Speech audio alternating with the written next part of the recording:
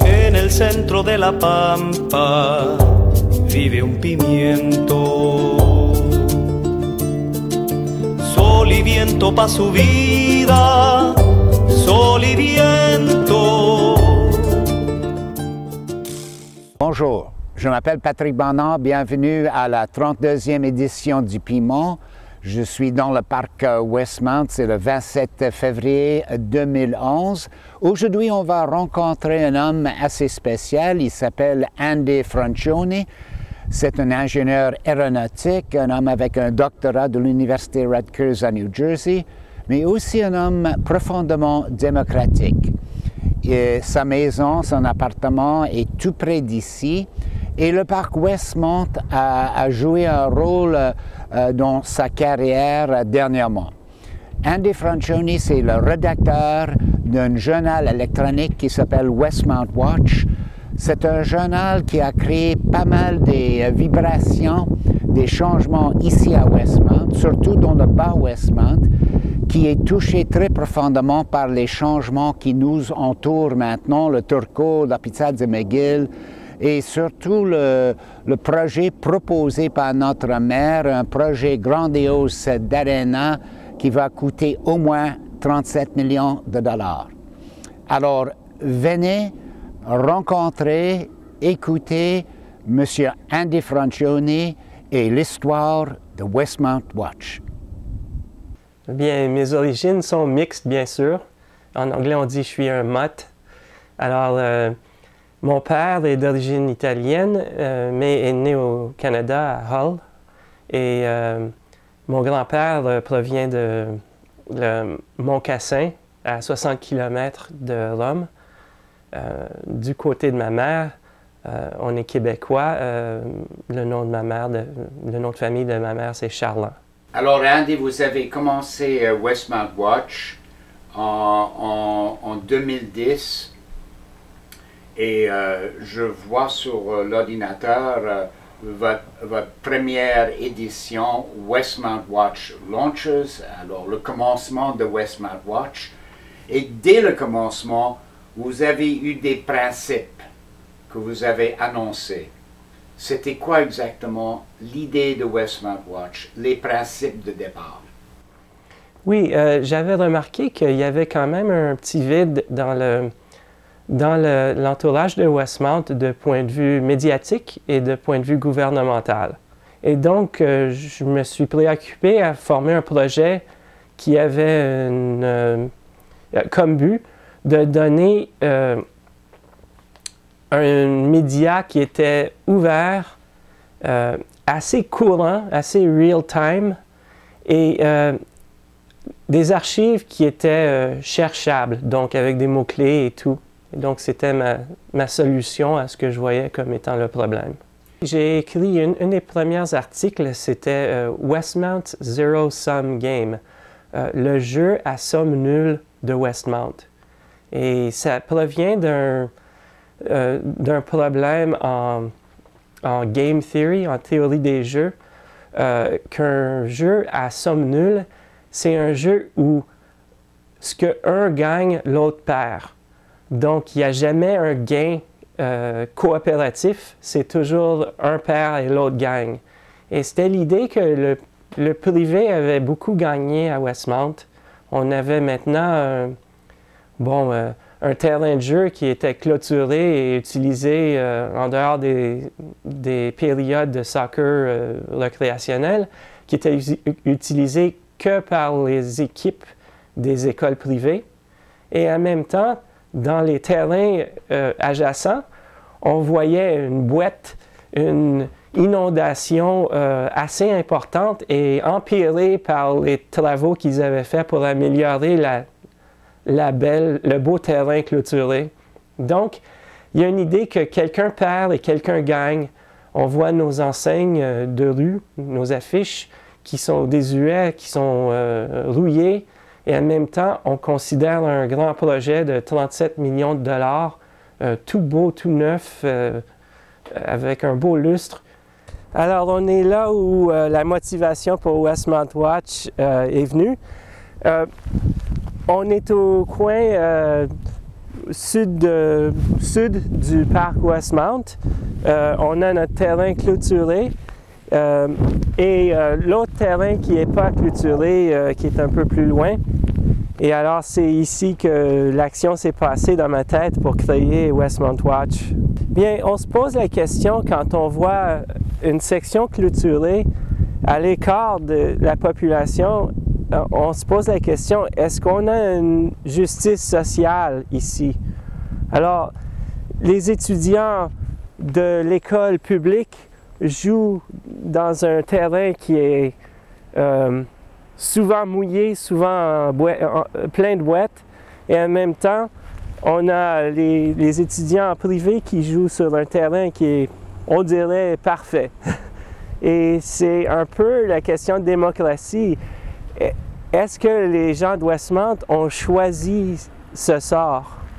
Alors, on regarde l'écran maintenant, et c'est le commencement de Westmount Watch. Moi, je suis frappé par... j'aime beaucoup votre dessin en haut, Westmount Watch, the other Westmount, l'autre Westmount, avec ce château. Est-ce que ça, c'est Victoria Hall ou est-ce que ça, c'est l'hôtel de ville qu'on voit dans les nuages? Non, c'est Victoria Hall. Okay. J'aimais beaucoup les tourets, les minarets qui avaient une présence assez imposante. J'ai pris une photo. Je suis sorti un jour et j'ai pris une photo. Alors, comme vous voyez, on a beaucoup d'articles. On en a un ici qui traite des coupures budgétaires de la bibliothèque de Westmount. Ici, un article très intéressant sur les politiques qui se développent dans le Conseil de Montréal et aussi d'autres articles sur le Turcot et son impact sur Westmount. Alors tout ça, ce sont des articles qui sont sortis tout naturellement. Les gens sont sortis avec ça et c'était très agréable d'être capable de découvrir ces sujets-là à Westmount. Alors ici, on voit une de mes photos. Elle était prise pendant le festival d'été, la journée de la famille, où tout Westmount se rassemble pour échanger les activités. On parle de tout, d'astronomie, de chiens. Ce qu'on voit, ce qui m'a frappé dans cette photo, c'est le fait que derrière cette clôture, le terrain de Westmount ne participait plus dans cette journée de festival, ce jour de fête que Westmount se donne. Il était maintenant à l'écart complètement de ça et ça m'a attristé un peu de voir ça, que les autres années, on avait vu que le parc était complètement ouvert et maintenant on a cette clôture, on a les cadenas, on a un netting, un genre de filet énorme et imposant et un beau gazon, une belle pelouse qui ne participe plus à la vie à Westmount, la vie publique. Alors, vous avez écrit dernièrement un autre article qui a frappé beaucoup de monde, pas seulement ici, mais ailleurs. Et c'était en anglais « The Privatization of Westmount », en français « La privatisation de Westmount ». Alors, pourriez-vous expliquer ce que vous avez dit dans cet article-là? C'était un éditorial, je pense. Hein? Oui. Oui, c'est l'idée qui est quand même pas une idée originale en Amérique du Nord, surtout que dès qu'il y a un terrain public ou quelque chose de partagé par la communauté, le privé veut tout de suite sauter dessus et en faire quelque chose d'autre, quelque chose pour combler leurs besoins. Alors, on voit à Westmount, par exemple, l'école Selwyn House, qui dit à ses parents et ses étudiants qu'ils ont beaucoup besoin d'un aréna de hockey pour permettre que leurs jeux se font à Westmount, tout près de l'école. Et en même temps, on voit le maire de Westmount qui, tout d'un coup, décide que c'est important qu'on ait de l'argent du privé pour, en fait, développer notre projet d'aréna qui s'en vient. Alors, tout d'un coup, on a quelque chose que tout le monde, qui est public, qui devient en partie un peu un territoire privé. On n'a pas vu d'école publique, par exemple, jouer sur les terrains de Westmount qui sont clôturés. On a seulement vu des écoles privées. Donc, ça fait partie des premières étapes de privatisation des terrains publics, des lieux publics. Pour cet ananas que vous avez mentionné, la municipalité de Westmount a reçu 10 millions de dollars du gouvernement de Québec, 10 millions de dollars du gouvernement fédéral. Est-ce que ça veut dire que ces 20 millions de dollars vont contribuer à la privatisation des espaces publics? Ça veut dire que l'argent public va payer pour la privatisation? Il me semble que c'est oui. Alors, non seulement on contribue, bon, les terres, les terrains qui vont être utilisés, mais on contribue aussi l'argent des contribuables de point de vue fédéral et provincial pour un peu, si vous voulez, si vous me permettez, leverager la privatisation de Westmount. Westmount Watch observe aussi les autres médias. Dernièrement, Andy Franchioni a fait un reportage sur la décision de la ville de Westmount, dans le mois de septembre, de retirer les annonces de la ville d'un journal local qui s'appelle The Westmount Examiner.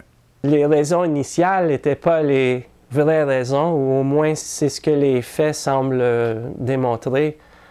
Au début, bien sûr, le Westmount Examiner a reçu une lettre qui disait que, bon, tout allait bien et on était très satisfaits, mais dû à nos projets qui vont prendre pas mal de budget, malheureusement, on va simplement être capable de supporter qu'un journal avec nos annonces. Donc, c'était quand même une lettre qui frappait assez fort, mais il y avait juste ça, c'était bon, c'est du business, c'est le budget, donc on s'excuse, mais c'est comme ça. Mais on a gratté un peu plus et on a vu qu'en fait, en parlant aux gens impliqués, qu'il n'y avait pas beaucoup on ne sauvait pas beaucoup d'argent du point de vue de la ville de Westmount, que finalement, bon, il y avait d'autres raisons et même le maire qui a été assez direct dans son point qu'il n'aimait pas les éditoriales de l'Examiner. En fait, ça se trouve être le seul journal à Westmount qui a des éditoriales. Donc, c'est important. Avez-vous l'impression que le maire Trent n'aime pas l'indépendance, surtout l'indépendance des citoyens? C'est sûr que le maire a quand même une réputation d'être un bon politicien, un homme qui fait quand même les choses bien, mais on a le sentiment que peut-être le maire n'aime pas se faire challenger, si vous voulez, sur ses décisions et n'aime surtout pas entendre ça des médias. Franchioni jette un regard aussi sur les médias à Montréal, les journaux. Dernièrement, il a publié une lettre, le texte complet d'une lettre que M. Gotham Hooger de Westmount a publié dans la Gazette de Montréal. Mais la Gazette a enlevé un paragraphe central de cette lettre-là. Bien, c'est sûr que quand on est au courant d'une partie d'une lettre, une partie importante d'une lettre qui est quand même ouverte au public, que les journaux n'affichent pas dans les lettres, c'est un but de corriger cette erreur-là et c'est sur notre site Westmount Watch qu'on corrige ce genre d'erreur-là. Et on veut être ouvert.